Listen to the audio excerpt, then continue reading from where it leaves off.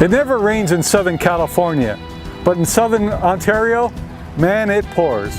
Which is why we're sitting on the tailgate of these two high-end sport luxury SUVs.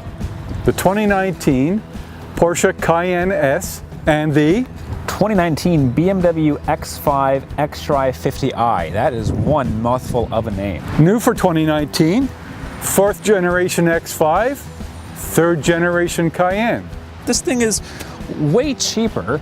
It has more horsepower. Sorry, did you say cheaper? Well, mean... allow me to rephrase.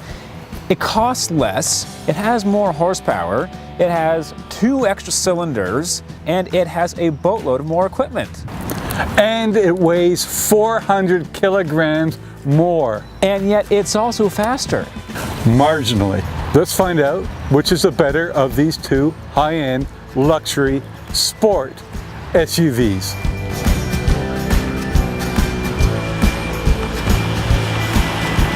This is your X5 xDrive 50i. Under the hood, we got a 4.4 liter twin turbo V8. Yep, 456 horsepower, 479 pound-feet of torque. As I said, the biggest thing is that it weighs over 2,400 kilograms. That's a lot of weight. That's true. You do feel the weight when you push it hard in corners. Yeah. But it makes up for that in straight line speed. It is quick enough. It is. I'll grant that. It is. xDrive 50i is $86,000 to start. As equipped, $102,700. 6,605 pounds towing capacity. 33.9 cubic feet of cargo space behind the back seats. Okay, so it can tow and it's spacious. Yeah. Though 6'2" is not freakishly tall, it's just ordinary tall. I cannot sit behind myself in the X5. The other thing that's a bit of a detractor is wireless CarPlay. Now, it also has wireless charging. The problem is, not all modern iPhones have wireless charging.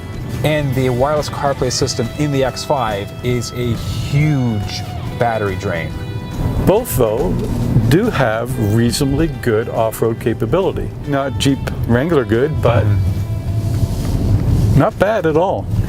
They do have utility. What matters is bragging rights. Really? Maybe. Maybe not. Let's find out on the Porsche. So here we are in the Cayenne S. Also all new for 2019. Yep, 3rd generation. Might not look it, but it is redesigned. Just lovely to drive. I will grant you that. This thing handles incredibly well, not just for an SUV, but it just handles well, period. Yes, it is, as Porsche deigned the Cayenne to be, the sports car of the SUV segment. It is down on cargo space compared to the X5, but it does tow some more.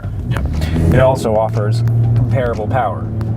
Pretty much. Both well within the 400 horsepower zone. Yeah, and 0 to 100 kilometers an hour, both around 5 seconds, which is pretty quick. But you're not crazy about the Cayenne's interior, are you? You know, for the price, and especially compared to the X5, I was expecting a little more. I'll give Porsche credit for one thing with regards to the center console. At least the touch panel provides a bit of haptic feedback. The only thing I missed that was on the X5 is the head-up display. It's also missing massaging seats, semi-autonomous cruise control that also steers for you. It is missing some things compared to the X5. Did I mention how well it drives?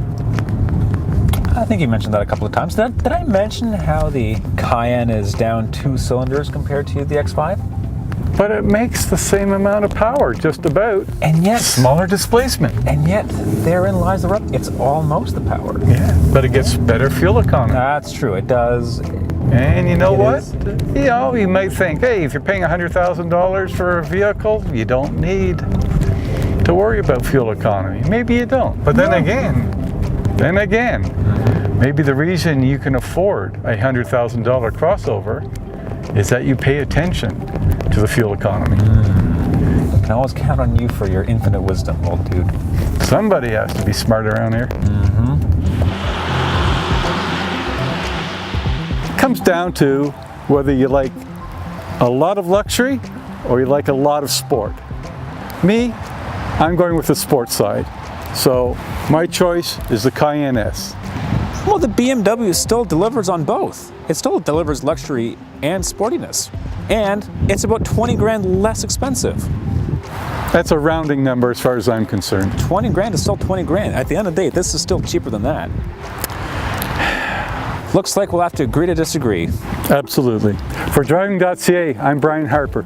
And I'm Nick Trejanis. And before you go, don't forget to subscribe. As always, the button's over Brian's face. And tell us what we should compare next.